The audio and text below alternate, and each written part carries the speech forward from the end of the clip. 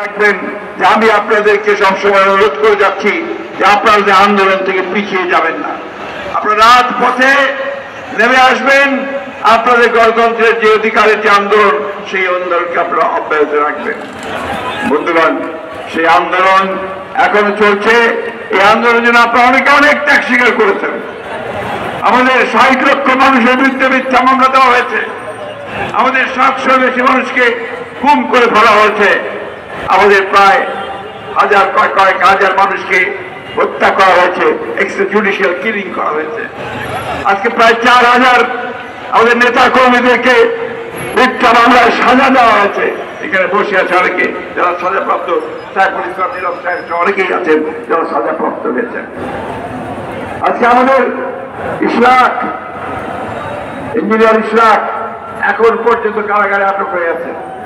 আমাদের অত্যন্ত প্রিয় নেতা আমাদের আব্দুল সালাম পিন্টু, তাকে আজকে 16 বছর ধরে কারাগারে মিথ্যা মামলা আটক করে রাখা হয়েছে। লুৎফুজ্জামান বাবরকে আটক করে রাখা হয়েছে। এখন ইনাম সহ আরো অনেক নেতাকে কারাগারে আটক করে রাখা হয়েছে। উদ্দেশ্য একটাই বন্ধুগণ, উদ্দেশ্য হচ্ছে যে বাংলাদেশের গণতান্ত্রিককামী মানুষ, গণতান্ত্রিককামী তরুণ যুবক, তাদেরকে গ্রেফতার করে আটক করে তাদেরকে নির্যাতন করে গুম করে দিয়ে এই দেশে গণতন্ত্রকে চিরদিনের জন্য নির্বাসিত করা। এবং করেছিল তারা তাই।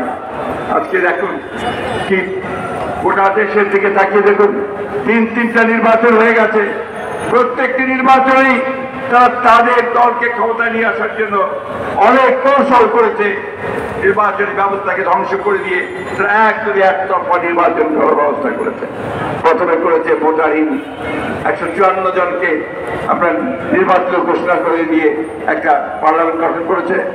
18তে তারা নির্বাচনের আগের রাত্রে সমস্ত কেন্দ্রগুলো দখল করে নিয়ে তারা ভোট দিয়ে সেই আবার সরকার গঠন করেছে।